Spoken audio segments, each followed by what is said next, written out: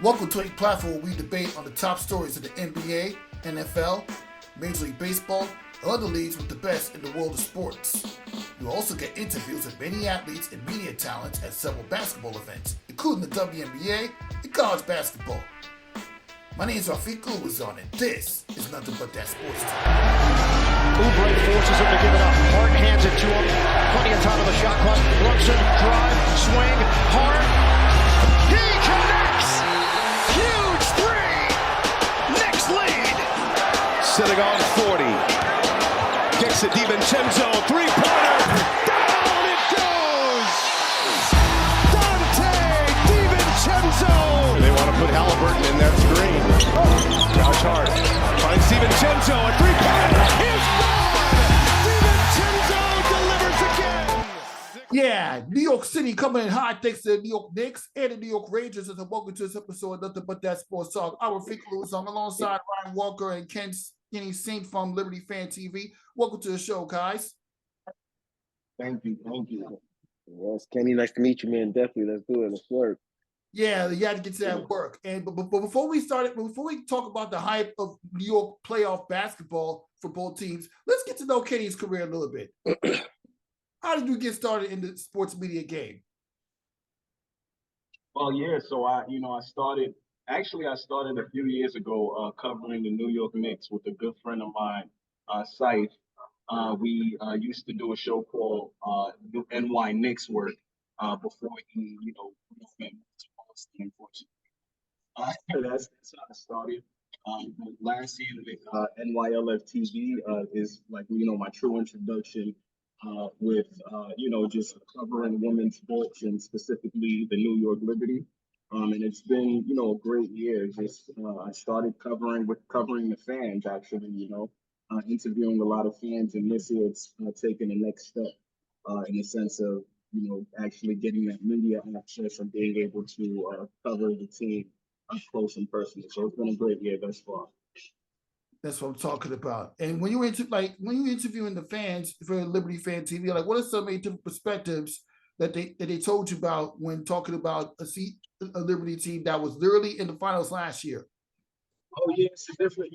Being from New York, it's a whole different perspective. When you have a team and your team is actually good, it's a whole different perspective. And like Adam Hahn said, actually, he said New York. He was talking about the Knicks, but I'm saying this about New York in general. It's the heaviest jersey to wear. So, hearing the different fan perspectives, it gets crazy because you know how it is. How we get and we stand behind our teams. And sometimes we go overboard, but it's great. It's a great experience. Yeah, it's also a great experience, especially coming at a time where New York Liberty basketball was literally running the yard last season with some of the best in the WNBA coming together to create a starting five that literally in the same pedigree as Las Vegas Aces. Of course, you wouldn't say that if Breanna Stewart and Jonquel Jones didn't go there. And for somebody that's been covering the Liberty since 2020, there's a lot of growth and development that Sabrina Ionescu had to do, and their teammates had to do before attracting these big time stars. Like, what are your overall thoughts about the way the New York Liberty came together prior to last season's finals appearance?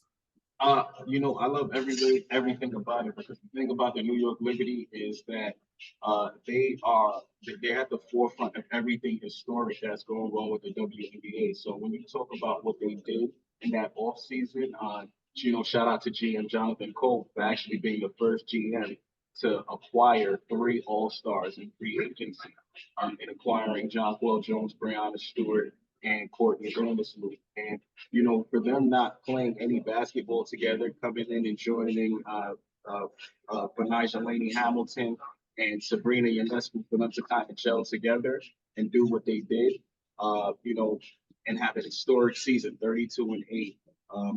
All of the individuals, all of the stars all had historic personal moments themselves. Jonquel Jones, Commissioner's Cup MVP, regular season MVP, the first basketball MVP since Willis Reed. Like, that's crazy. That's over 50 years. And Courtney Vandersloot leading the league since. So the way that things come together, just speaking about the past years, not making the finals since 2002, the tides have really changed in New York basketball. That's what I'm talking about, and that's a very interesting perspective. And before I let Ryan speak, you had a chance to go check out New York Liberty training camp and interview some Liberty players, and even the media day. What are some takeaways that you managed to gain, and what did you learn when you was at training camp and Liberty media day in recent weeks? Well, first of all, it's not even about like what I learned. It was just, just being there was such a different experience. I was kind of the first day I was just like, wow, I'm here, but I belong here for first of all. So second of all, it was just the things that I took away is just how much this team really wants to win for New York City. They know that they have unfinished business and the job is not done. So there's like that pressure on them in New York City, and everybody wanted to see them be great and be that team to bring the first title to New York City in a long time. That's important. Yeah, absolutely. Yeah. Anything you'd like to add, Ryan? And what's your overall thoughts so far? No, man, that's good work right there. Of course, you know how we feel about the Liberty and the home team, and to start off like that and do work in the Knicks and Liberty, and especially how they played last season. But we talked about it. They made great pickups and acquisitions. It's scary. Rafiq and Kenny, me and Rafiq speak about the Liberty a lot, and I picked the Aces to win the finals. I wanted the Liberty to win in my heart. We all did, you know what I'm saying? But the Aces were a battle-tested championship team from the year before, and they actually got better, and they were on a mission, and they won it. But then after they lost, it was like, you know what? The Liberty could get back at it again. They make the right acquisitions. Let me tell you something. WNBA season is a whole different season now. Everything 0-0 started over. There's a lot of parity. The younger teams are getting better. So there's no guarantees that they're gonna go back to the finals again this year. They're gonna have to scrap and dig it from the mud. And there's a couple people like Dolson is not there no more. They picked up the draft pick. What's the young the Dominican girl that's there as well too? Mary Martinez. There you go.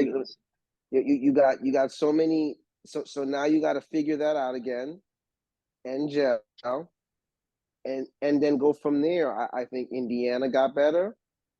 I think by far that even with certain things, Washington will be better. I think that there's a lot of teams that and then remember, who do we play in the first round again that we get that victory against? It was Washington. It was Washington. And the second round team, who do we play? That was Connecticut. The team they're playing tonight in the preseason. And they're going to be healthy, back. So there's no just walks in the park. They're not just going to be 25-5 and get the number one seed. Not saying it can't happen, but and just walks into the finals. Because let me tell you something. No disrespect last year, the Liberty really did what they wanted in regards to their pursuit to getting in the finals. They had a couple of bumps in the road in the second round when the competition was a slight bit better. We beat Washington. We don't make the schedule, we played the games, but Washington wasn't a healthy team. Ella wasn't playing on her best foot. There was a lot of keys they was missing on that team. We took advantage of it. So there's going to be no cakewalk for them this year. They're going to have to start from scratch and don't be disappointed, Liberty Nation. Not saying they cannot go back and cannot win it. You have Breonna Stewart, you have John L. Jones, you have Serena, you have Jacquel Party. You have a lot of good players there.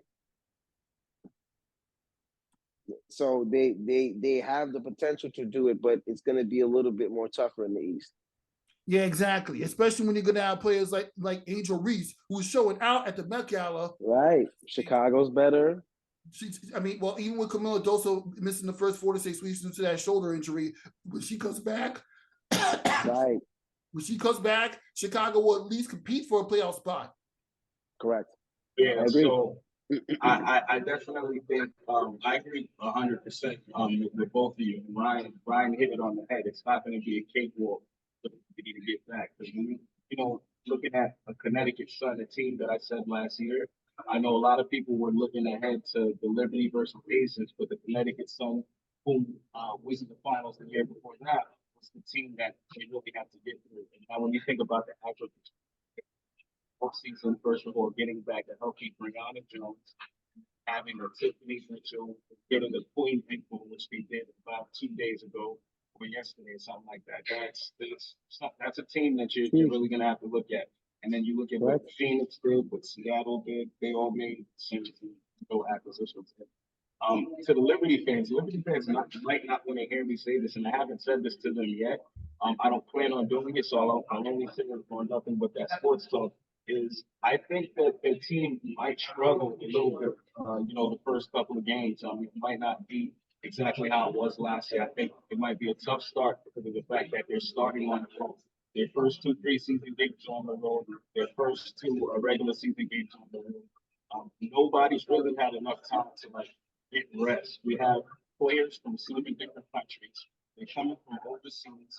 Leonin Fevich having still traveling. Ivana Doncic, she just got here today. She's available for the game tonight. But you got to think about even John Paul Jones coming back from China and things like that. They haven't really had any time off. So I think it's going to be a tough adjustment getting into the start of the season. Yeah, and not to mention the fact that 2 of the first 3 games of Liberty had to face Caitlin Clark. Yeah, absolutely. And after the year she had in college basketball, aside for the loss in the national championship, again, in the second year in a row, she's going to ball out for the Indiana Fever. Even if the Fever are not going nowhere, she's going to show what the future of Indiana Fever basketball is going to look like.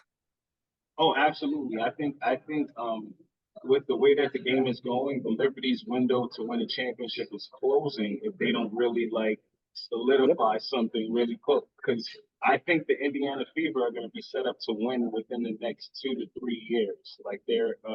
They're a decent team last year. They were close to the playoff contention. They added Caitlin Clark, who's a generational talent, and the Liberty already struggled on the perimeter. So his first 2 games, I think she's gonna have at least 20, 25 points against the Liberty those first 2 games. Yep, that's a very interesting point. All right, we're about to transition real quick as this past week the New York Knicks wrapped up their series against the 76ers and then they're up 2-0 on the Indiana Pacers, even though it's going to be harder with OG Anunoby having another injury, only this time to the hamstring, and we don't know what's going to happen with that. But yeah, Ryan, I'm going to get to you. I mean, what are your overall thoughts about the New York Knicks run from when they finished up the Sixers and then the first 2 wins against the Indiana Pacers? Oh, I mean, I'm not just worried about that injury report. That's what you said. I clearly we see OG's not going to play the next game, right? That's what it's definitely saying. Is he out for game 3? Yeah, game 3. Sure, game 3. So, Brunson will be there. Other guys will be there. We still got enough court. I was just talking with this guy right here walking by, and I don't want to be seen so long-winded. Regardless of what this Knicks team does, whether they lose in this round, whether they go to the Eastern Conference Finals, whether they win the NBA Finals, grasp this when I say this. This is one of the best teams that has ever played in Knicks history. No joke. They lose guys, and that's not going to last forever because Jesus Christ, if they keep doing it, it's going to look like a MASH movie, okay? But if Randall went down, the Knicks didn't panic. Brunson stepped it up to a high different level. OG was there for a little while, but then OG went down. Deuce McBride steps his game up. DiVincenzo steps his game up. Josh Hart becomes a rebounder, fast break extraordinaire. We're losing guys along. Bogdan got hurt in the first round. Knicks battled through. I'm saying Mitchell got hurt back and forth first round, and now Mitchell got again. He was grabbing his leg when he was going for a dunk. Right. Which is Bush League. We're not even gonna get into that one again. You know what I'm saying? But this team is so resilient, and OG is gonna be a loss. Come on now, we know how perennial of a defender this guy is, and we clearly see last night he is absolutely offensively gifted. When he gets on, he can be a scary guy, especially since he's athletic and he can shoot the 3. But they have enough guys to win at least one game in Indiana, and that should be the goal. at least let's just bring home court back and split. And if we split and we do that, we could get out. We could find. They got to find a way to get a little bit more healthy if the next round comes. And it is the Celtics, even though the Cavs and Celtics series is still going on. I get it. But this team is really good. They're resilient. They fight. They play together. And what they're doing is incredible. They're finding different ways to win. That means OG's gonna have to step up. Precious Achua will have to step up and play. You know what I'm saying? And when he was put in last night and he played fine. And he defends, and the same thing in the first round. So what's going on with the Knicks right now is great. It's great for New York. And I'm telling you, we're literally watching one of the best. This team is actually better than the Carmelo team that went to the playoffs with Jason Kidd. 100%. 100%. 100%. All right. I agree with that because, like you said, it's a next man up mentality. Everybody on that team. And the difference with that Carmelo team, like those guys were like the average age, I think was like 38 years old or something. They were better. Yes. Yeah, there was so many older guys. So by the time we got to it. But what I'm comparing this team to a little bit, I'm kind of comparing this team to that 99 team in the sense of the injuries that are kind of like, that 99 team was so good, but what held them back was injuries in my standpoint. And then it forced some of the younger guys to have to, the Marcus Candies to have to come into the picture. It's tough, but this team like this was I'm not Nazi. I'm a little bit. Gianna alone. A good thing I think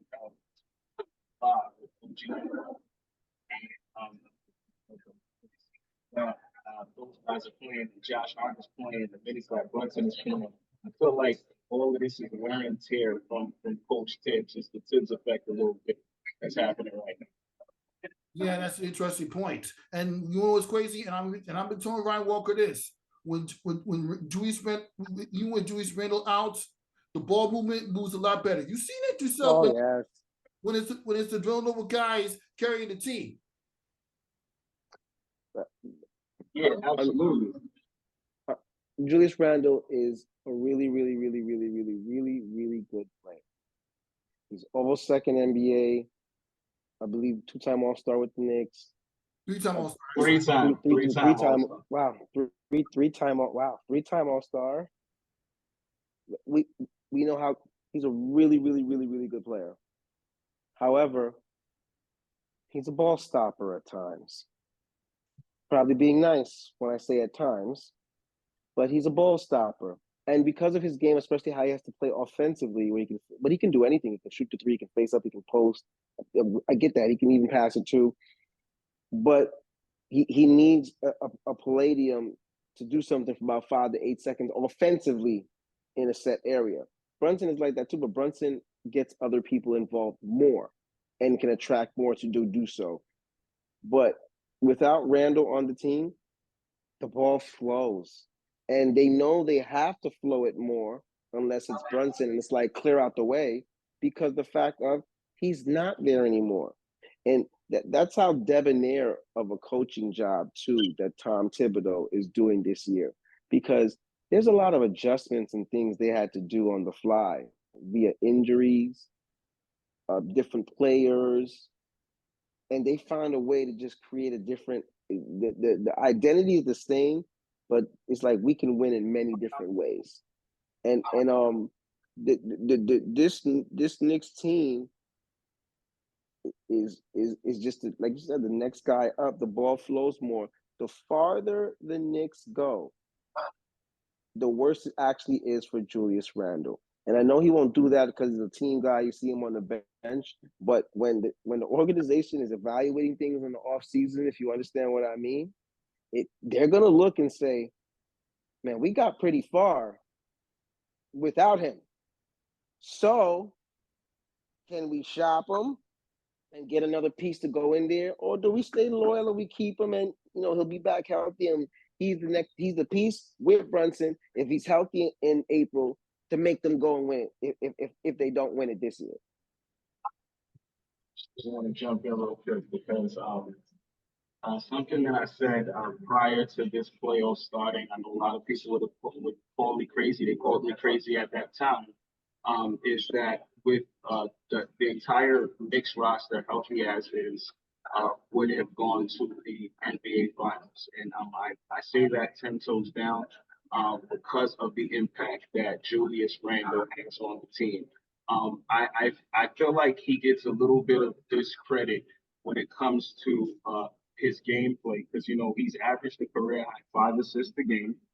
He does move the ball, but I just want to point out the fact that like Carmelo did, like all of the guys did at the time when Julius Randle had to be the guy, he did exactly what he was supposed to do, and what any star would do. The three All Stars, the All NBA teams, the Most Improved Player of the Year, and I can argue that Julius Randle also got snubbed, not saying for an MVP, but for just uh, at least a vote for MVP one year, the same year that he was averaging about this exactly, almost the exact numbers as Joel Embiid and Nikola Jokic in the sense of what he does on 3 levels. So this team right here, when Julius Randle first took this team to the playoffs, I want to remind people who his best players were, who he had to play with. Oh my goodness. Alfred Payton, he was playing with Reggie Bullock, somebody who he had great chemistry with, but he really made something of this team. Now, when you look at who Jalen Brunson came into the fold with, Jalen Brunson came in with a Josh Hart. He's obviously has Julius Randle. He has a lot better to work with than what Julius had to start off with initially. So knowing what the Knicks have in this offseason in terms of the assets of draft picks of the players on the bench like Bogdanovich, I don't think they break this team up. I don't think they take Julius Randle out the fold, but I think that they have the acquisitions, draft picks to go get a Kevin Durant, to go get a Devin Booker, to go might entertain a LeBron James or something like that. So I think it would behoove them to keep Julius Randle, keep his forward, keep the Villanova three together, and see what you can do with your picks to just get that one extra piece. Exactly. That's a very interesting point. And I said this is why Walker the last time he brought down interesting point, brought that point about they're going to reevaluate something during the offseason when the Knicks get to the conference finals without Julius Randle playing, and Julius Randle never played in the conference finals before. Just a year ago, he played his first second round series. And Julius Randle historically, into his first 2 postseasons, hasn't really been that good statistically. And then let's not forget, let me remind you, in 2018, the Boston Celtics got to the finals with a rookie Jason Tatum and Jaylen Brown in his second year. Kyrie Irving was on the roster, but he couldn't play the rest of that postseason because of his ankle injury. And then let me remind you, LeBron James carried a Cavaliers roster to the finals that same calendar year, defeating the Boston Celtics when you had about we went to 20 different starting lineups. So it's not to say that that it can't be done as far as a team getting to a finals appearance at the very least without one of the star players getting hurt. So let's be real. The Knicks can get it done. Absolutely, they absolutely can get it done. They absolutely can get it done with this roster as is designed because of the way that they play basketball, unselfish defense first, X man up mentality, having interchangeable pieces that can be more than one position. Like this team is really good. Like, the only thing that I fear with this team is what's happening now is the Tom Thibodeau effect with the way he runs people into the ground. Just the minutes played is it's crazy. And I'm going to say to Kenny, don't think that I think that they're necessarily going to trade him because, like I said, remember I said Julius Randle is a really, really, really, really, really good player. But I mean, we know the NBA and it's a business. They'll listen. If somebody picks up the phone and entertains the right thing, they'll listen. That don't mean they gotta press the send button, but they'll listen. And there is 2 sides of the pendulum, just like you said. Bring him back. He could be that piece on top of what they had. We just gotta hope that he's healthy in April. Let's make a run back at it, guys. Fully healthy, right? But then there's the other glass to just look a bit and say, well, we did get this far. When this happens, somebody pick up the phone, hey, man, we'll listen, but we'll get back to you. That don't mean they're going to do it. In the NBA, the last thing you can always think is that somebody didn't pick up the phone. or somebody ain't make a call. You know what I'm saying? Because they can tell you, yeah, you good, you together, and then tomorrow you be traded so fast. You know what I'm saying? So they'll listen to it because of the body of evidence to prove to themselves, especially in this new NBA world, how everything they do sometimes is more of analytics than their gut or the eye test. You know what I'm saying? Your eye test tells you everything. You know what I'm saying? But they'll listen. But listen, if they didn't deal him, I'm still fine with it. I know what Julius can do. The Knicks were surging so great before that's the shoulder injury, and it's like, you know, Tom Thibodeau has things that you love and things that, you know, that drives you crazy. He does play players a lot. He does run guys into the ground. Look, Josh Hart, listen, they asked me about 48 minutes. He said, I'll play the 48 minutes. I don't care. You know, certain guys are competitors. They want to go like that. But sometimes he can push. Maybe Julius shouldn't have been in the game during that Bulls game at that time, up 19 points or whatever it is. It was Miami. Yes, they are This on is the national TV. second year in a row Miami into Julius Randle. Second year in a row. This is true. Second year in a row. Bad luck. And Joel Embiid done took Robinson out the sky. Yeah. Oh man, that was just unbelievable. You got to be better with the minutes played, especially knowing that we both speak about how deep this roster is.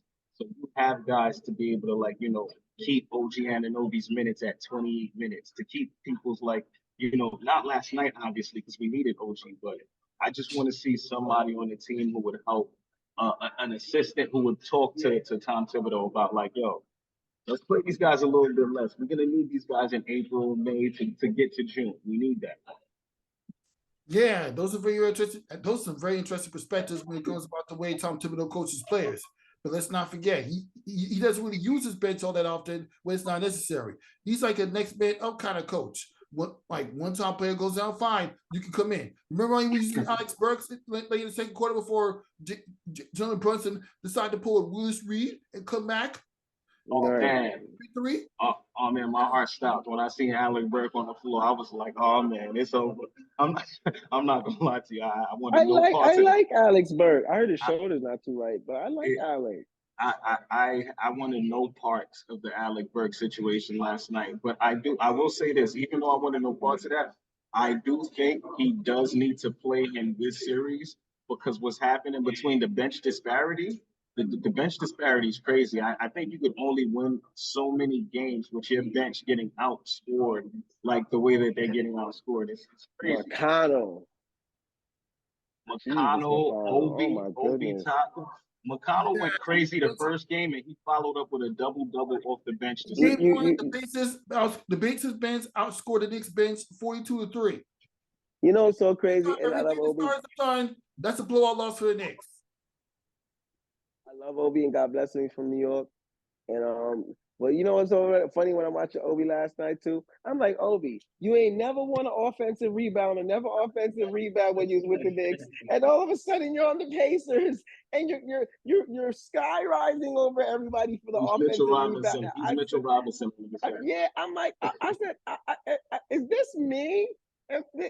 What? I said, you know what? And we've talked about how Obi would have never been able to flourish and be who he is on the Knicks team that he was. As Julius Randle continued to get better, and we understand that Julius Randle plays 40-something minutes, and we understand that Tom Thibodeau plays everybody 92,000 minutes, right?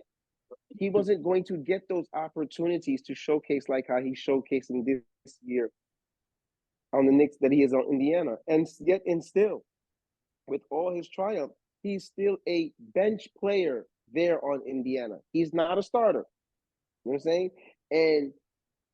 But it was just so comical. I said, did he really just does he have 2 or 3 offensive rebounds? I started looking, I said, did Obi ever have any Knicks game where he had 2 or 3 offensive rebounds? But God bless. That's how it works. You know, you go to you're playing your older team and you're pumped up, and you know, he's back in the garden. He's very comfortable with the courts. It's not like he doesn't, know him like the back of his hand. So God bless him. But that was just a funny joke. Like, did he really just offensive rebound? Obi, I think, made his first 3-pointer in the first game. He might have made the first 2. First 3, yeah. Jesus Lord. Yeah. Windmilling through his legs. I said, that's cute. I said, look at him. I mean, he's done it while playing for New York Knicks before. Remember the Christmas Day game? 100%. Listen, if we had Brunson and a good team, OG would be a story. Yeah, absolutely. You know what kind of what's a little crazy too that I forget? Benedict Mathurin out from Kansas too. How do you think things would fare out too? Because that bench is even deeper when you add Benedict Mathurin into the fold. How do the Knicks stand against something like that? You know, without the big hand, like what does that look like?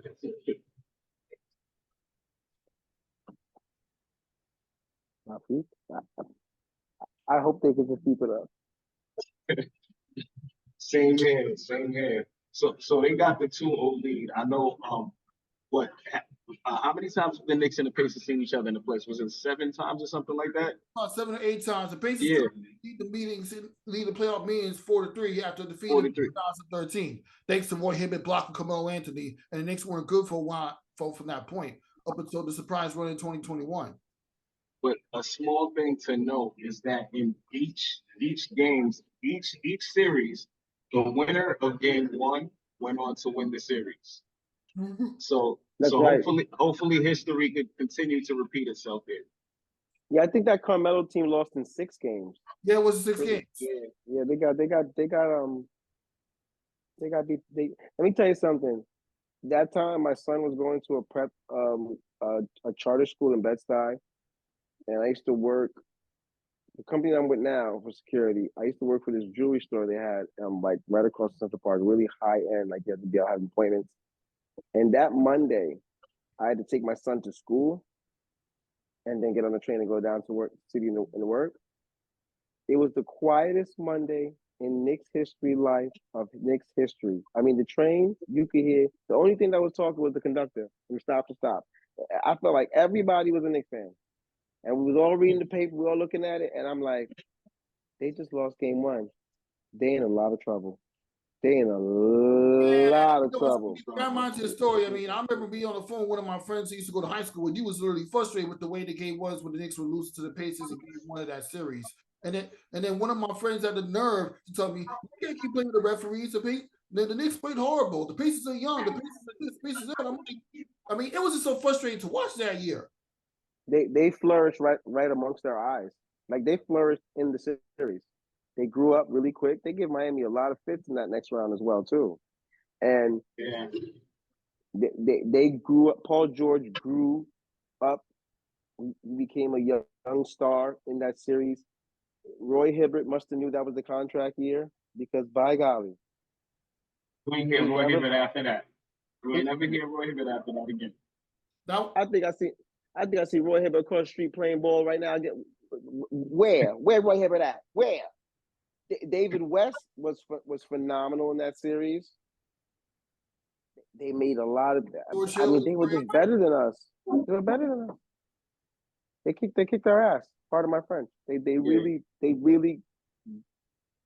beat the crap out of us in that series. Yeah, absolutely did. But look at the price side. We have a chance to get some redemption. I know the roster is different, but we have a chance of redemption. We could always just get that split with the Indiana Pacers. If sweeping them will be more helpful, because it would give OG time to occur from that sort right spring, assuming that he's allowed to play. But let's just try to end the series in 5 games as best we can, because Indiana, they're gonna come in hot. Tyrese Halliburton is the future of that squad. Yeah, absolutely. If you bring Indiana, you know they're gonna come through crazy tomorrow. Oh my God! to get the Let me tell you something. They are waiting for us. The Hicks are waiting for us.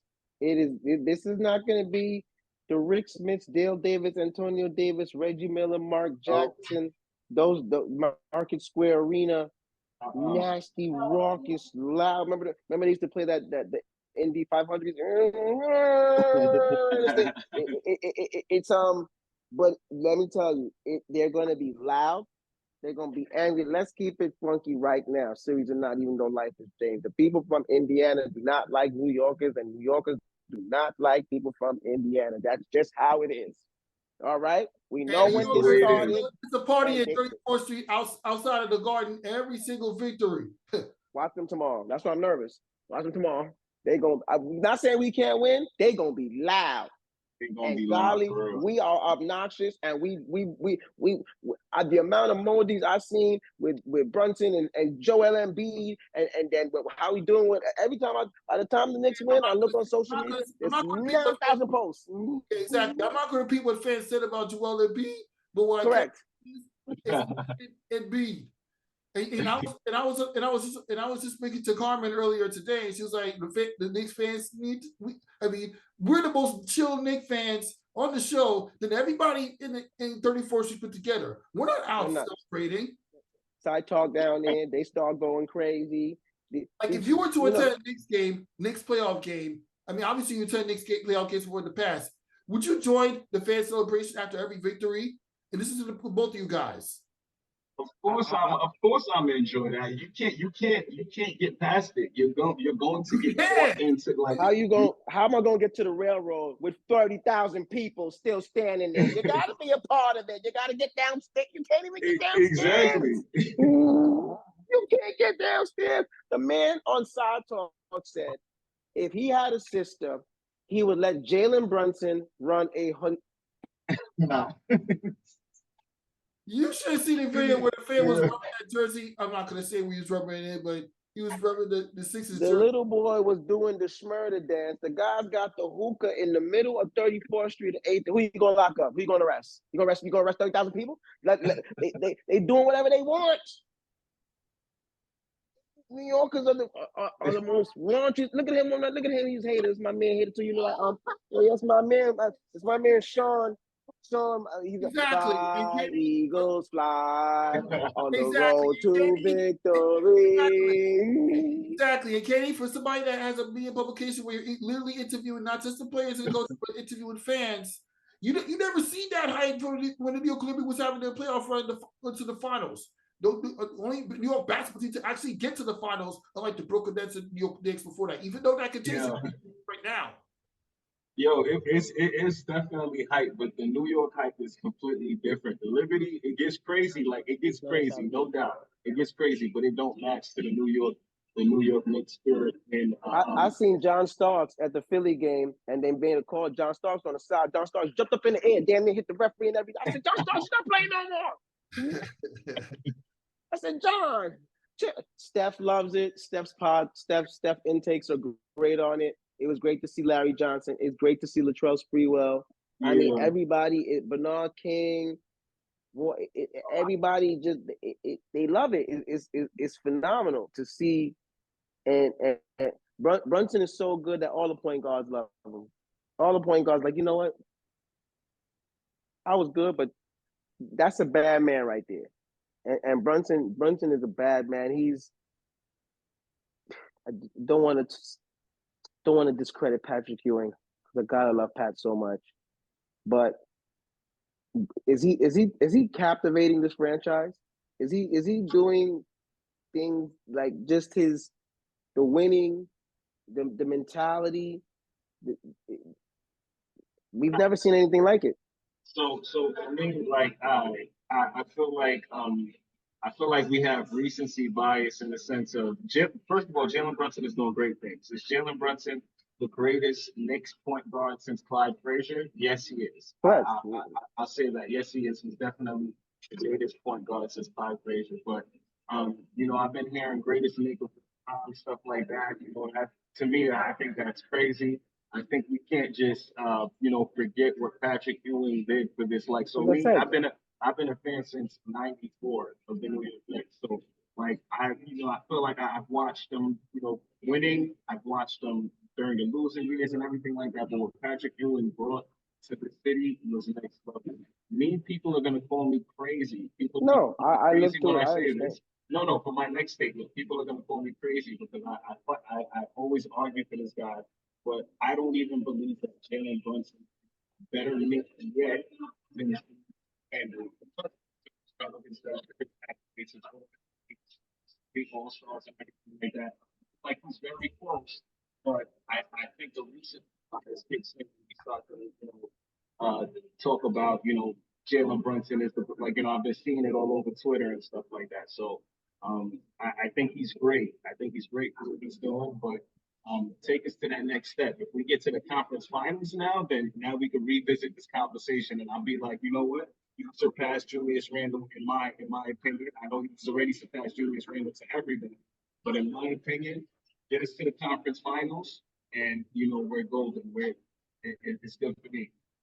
Yeah, that's what I'm talking about. We have to be mindful about the fact that getting to the conference finals can literally change everything for the New York Knicks in this organization going forward. But now that I'm talking about entertainment on nothing but that sports, so we have to talk about the main different one of the top New York anthems that made specifically for the New York Knicks, and that's the Go New York songs that's been lifting the New York Knicks fan spirit for the past 20 years, like 20 or 30 years. Yeah, like sure. When you hear the New York versus New York anthem, what has you guys thinking about? I mean, with you, Kenny. Yeah, second. I mean, when I hear that Go New York, go, it's so for me, it's just more than a Go New York go. So I'm like me, everything New York is just everything about that is just like classic historic. But I go crazy to the point where I used to crazy for Robert Randall and the Friday Night Knicks and stuff like that. So Yes. like everything Knicks, gotta get there. Like, that's my joint right there. That's my joint. That's what I want to hear, to be honest with you. But Go New York, go. That's the anthem. Like, you already know what it is. It's just ultimate hype. And when you hear that, you know the Knicks did great. Mm-hmm. What do you think, Ryan? I mean, it when I started watching basketball on the NBA, about 90, 91, Lakers Bulls. I was a big Magic fan. I used to love Magic. I thought the Lakers were going to win. I wasn't as, of course, intelligent and savvy now as basketball, of course, clearly then. I was like, 9 years old, maybe, whatever the case may be. But when the Bulls beat the Lakers in the finals, I started liking the Bulls. When you're trying to figure out your team. We're living in New York. I was a kid born in Toronto. Yeah. After the Bulls won their second title, I just didn't. I stopped liking them. I was like, nah, I don't want to be a Bulls fan anymore. And this is around the time when the Knicks, they've been started it before that, but the Knicks culturally was just so great. I mean, we had Mason from South Jamaica was getting his hair cut and designing his hair. Okay, we was wearing black socks and black sneakers. We had Rough Riders, Charles Oakley. That's a Rough Rider. Ewing, Xavier McDaniel, that was a Rough Rider. Yeah. John Starks, that's a Rough Rider. Charles Smith, even with the 4 missed layups, that's a Rough Rider. We had tough guys in the locker room. And Greg Anthony too. Go look up Greg Anthony fights. Quite epic. So Greg Anthony fought one time and he wasn't even in the game. He had regular clothes on in the Suns game and was fighting and throwing people and everything and all types of stuff. Oh Lord, you hear him on TNT, how witty he sound. That was a Rough Rider.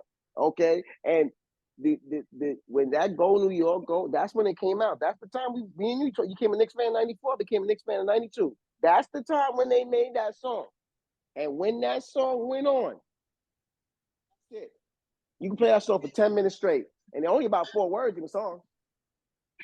Besides the hook that the guys sing, because the original song had the players from the 94 team on it, John Starks and Ewing, Mono Blackman. Mono right. Blackman. And fun fact, I went to school with his son, Fernell Blackman. I graduated. Right. And fun fact, great stuff. Rolando Blackman. Ronaldo Blackman. His wife was on TV. I actually graduated high school with his son, Fernell Blackman. The Knicks would beat. If the Knicks weren't winning by the fourth quarter, we were just gonna foul you, beat you up, and you're gonna hear a lot of Knicks chants. That's all you're gonna hear. But Go New York literally brought a different vibe between that version and the version they came out after they made the finals in 1989, and then the version they came out when they pretty much reset the whole. Pretty much dedicated to the 014 that got swept by the New Jersey Nets. Yeah, Go New York, go really brought a strong anthem to New York Knicks basketball. That's why I was laughing at Gilly on his podcast when they were singing that little ridiculous, everybody Just clap your hands for Philadelphia. 76ers. Boo, Gilly, that is corny. You know that is corny. You want the No, little no, midget that be in it's there with like the everybody's trying to call away an anthem. I mean, I feel like New York basketball, even when they're not winning, the anthem lets you remind you that they're winning at something. Absolutely. That's a question. Mm-hmm.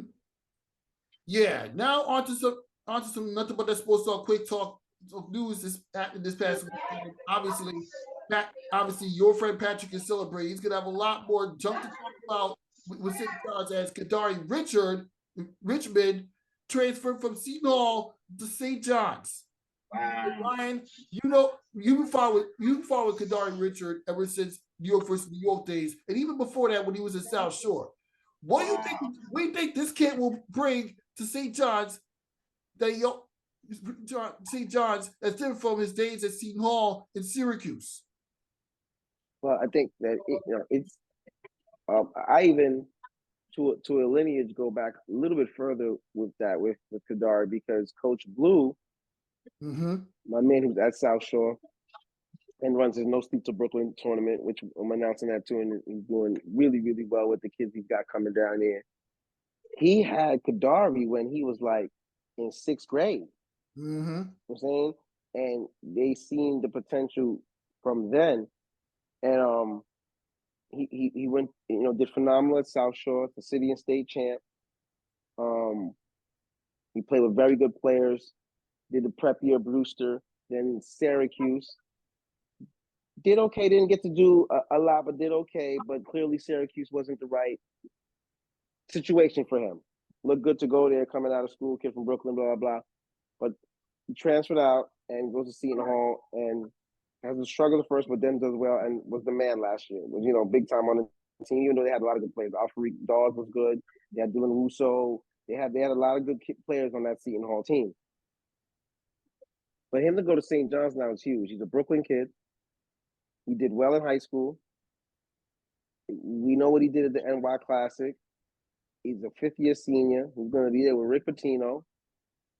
I'm pretty sure Pitino didn't talk to him and give him a little bit more NIL for him to come off the bench. So I'm pretty sure he is starting as a 5th-year senior. And the city is his. And whatever he wants to be, he'll be right. I'll tell you this much: there's going to be 9,000 people from Brooklyn at the game. Oh, for sure. Everybody from Brooklyn bought a ticket already. They going. It's gonna be crazy, man. I interviewed Kadary on Big East Media Day this past October, man. His maturity level, he's a dog with the way he played basketball. Like, it's dope, man. South Shore. I'm from Canarsie, so like it's dope to see somebody, going to going to play, for the Red Storm and play for a coach like Rick Pitino.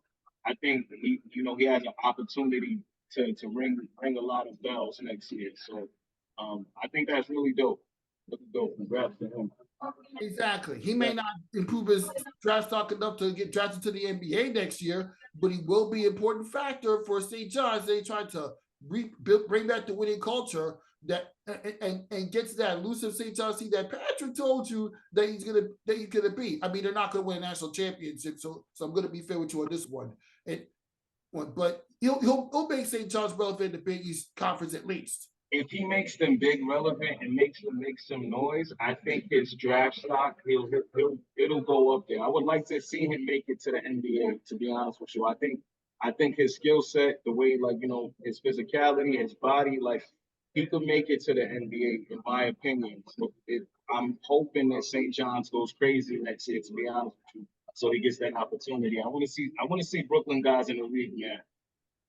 Yeah, we need more New Yorkers playing in the NBA. And you know what? I first discovered the Kadary Richmond when he hit that game-winning shot at the New York versus New York event at Gersh Park in the summer of 2019, literally about 30 minutes away. Kadary's a bad boy. You know what Jay-Z said? From Marcy to Madison Square, not from Flatlands to Madison Square. From Flatlands.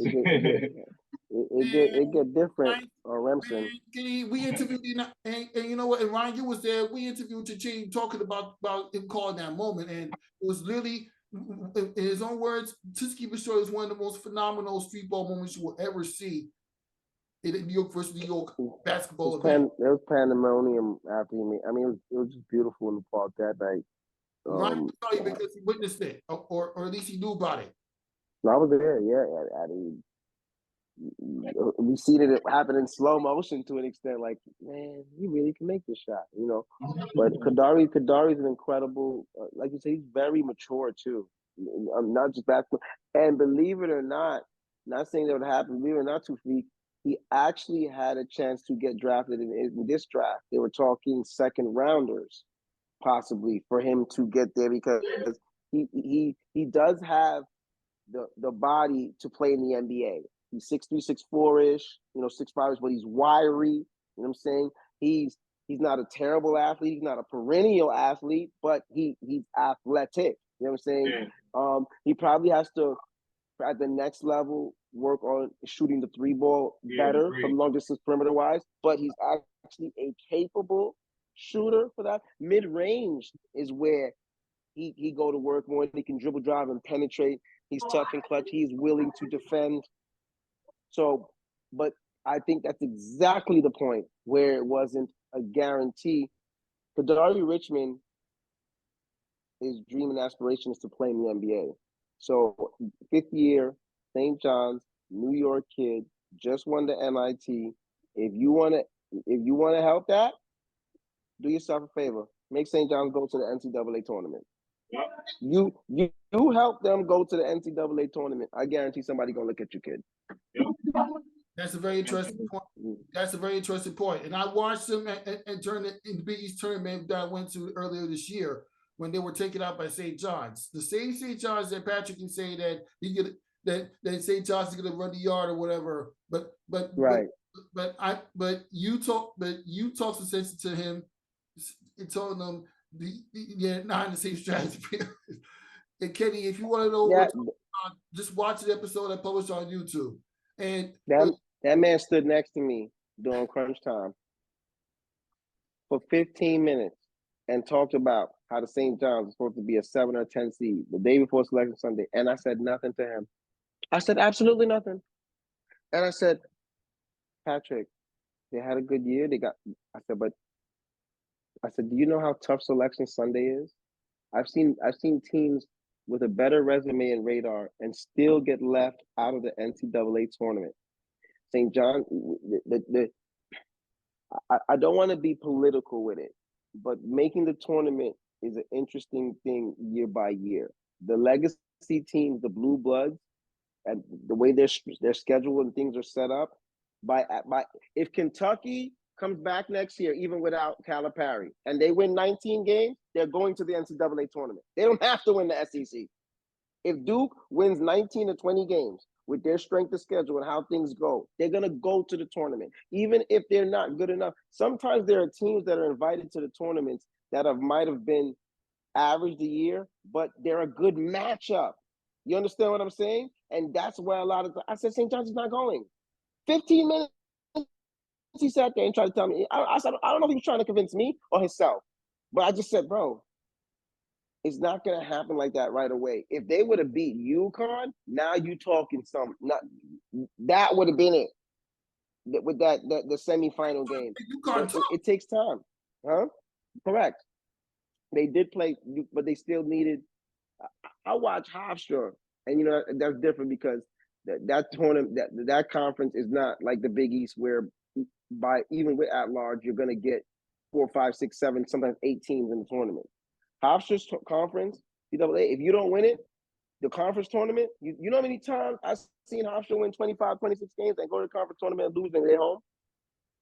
So many times. You know how many times Stony Brook won the whole regular season and played in the conference tournament and lost and did not go to the NCAA tournament? So many times. But if you're in the Big East or the ACC or the SEC, because those strength of teams and schedules and how things go, it's a different bid. You can be 17-13 in the SEC. If you played well enough, you can go to the tournament. Mm-hmm.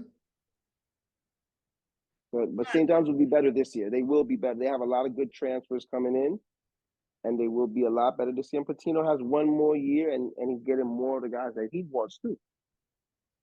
That's a very good point. And he has, and Rick Pitino's on a mission to coach his guys to the Big East championship next year. But college basketball is along the way. You still got the New York Knicks to worry about and their pursuit to the conference finals. But to wrap up this episode, last question. You talk about he carried by 3 guys from the 2016 and 2018 national championship Villanova team. If Jalen Brunson, Dante DiVincenzo, and Josh Hart carry the New York Knicks to the NBA to the conference finals at minimum, if not win the NBA championship either this year or next year, will that be just as good or better than their national championship wins in 16-18? Starting with you, Kenny. Oh, come on. That's not even a question. Come on, man. Anything you do in New York City is way better. Like, first of all, the storyline would be crazier because obviously you're missing an all-star in Julius Randle. You're missing Mitchell Robinson, and those guys. Just New York City, like anything you do in New York City, their championship in Villanova was great. Obviously, not taking that away. But if they did what they did in Villanova for New York City, we're talking about a different conversation now. Now we could talk about Jalen Brunson as the greatest Knick ever, or we can have those type of conversations. So here's and real quick, not to be long-winded, but here's the thing that I always tell people that separates the whole LeBron James or Michael Jordan situation. If LeBron James, because there's a lot of people who are different, people from my era, people are strong on the whole Michael Jordan is the greatest player to ever. If LeBron James were to ever have come to New York City and brought the championship to New York and added that to his resume, something like that would have just catapulted him in that whole greatest of all time, because it would have been next level to bring championships to Miami, Cleveland, and then New York City. That would be crazy. But again, just to answer your question, the New York City chip would be great. Yeah, Ryan, what you think? Well, I think first of all, winning a national championship is actually more difficult than winning an NBA championship because of the 1-game situation. There's it's so the difficulty of it is astronomical, and he was fortunate enough to be on a program where they won 2 national championships. So God bless those guys. But by far, just like he said, because of the fact that the Knicks haven't won in 51 years, 1973, and them doing it here from New York, like me and my mind just said, listen, if they did that for New York, the whole entire Knicks can run into First Federal Bank on 34th Street with no mask, and 40,000 people will say they didn't do it. They can do it, whatever they want in New York, if they ever win anything here. This city, we have vivid memories in our adulthood with the Giants doing well here, even as youth too, with the Giants winning here parade. We've seen it with the Yankees. I'm not a Mets fan per se, but in their living existence in '86, people seen that here, even though that's been a while for them as 1 or 2, and that's another story near here nor there. Jets have had a hiatus, but fortunately, like I said, the Giants had won a lot for the town. I mean, you gotta talk to our grandfather, to your grandfather, to your, I'm saying, your uncle old head. I know some uncles that's my uncle older and still didn't see the Knicks win in 1973.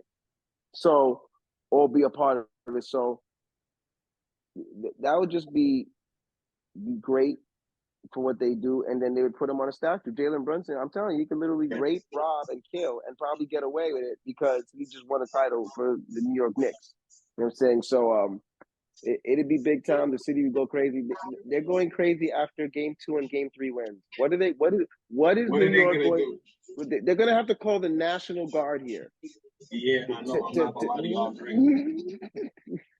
That's gonna be scary. I actually fear for when. I'm not gonna say if, because when. I strongly believe that this New York City basketball team with Jalen Brunson at the head is we're going to win the title within these next 4 to 5 years, maybe even sooner. I'm just saying that just to keep people's expectations realistic, but. Yes. This team is going to do it. And I'm that's for the city of New York when they hoist that trophy. It's gonna be mad pandemonium. Yep, it will be. And hopefully we get a taste of it this year, especially with the New York Knicks and the New York Rangers, who are undefeated in the playoffs, by the way, See after them blue shirts, right? sweeping the Washington Capitals and coming from behind to defeat the Carolina Hurricanes after a 3-2 deficit and taking them out in overtime. Yeah, New York Rangers, they're not playing around either. So Nope. New York sports is on fire up in here. It's burning hot. We on fire. Sounds familiar? Scorching. Yes, it does. That's a catchy tune. Hot. They're hot, man. New York is hot right now, man. 34th Street is hot, and let's see what happens, guys. Let's see. Let's see what happens and go game by game. I know it's gonna be loud in Indiana next game, though. It's gonna be very loud. Yeah. That wraps up this episode. Nothing but that sports talk. Thank you for stopping by, Kenny and Ryan. With Rafik, who was on. We'll see you next time. Much appreciated, man. Mm-hmm.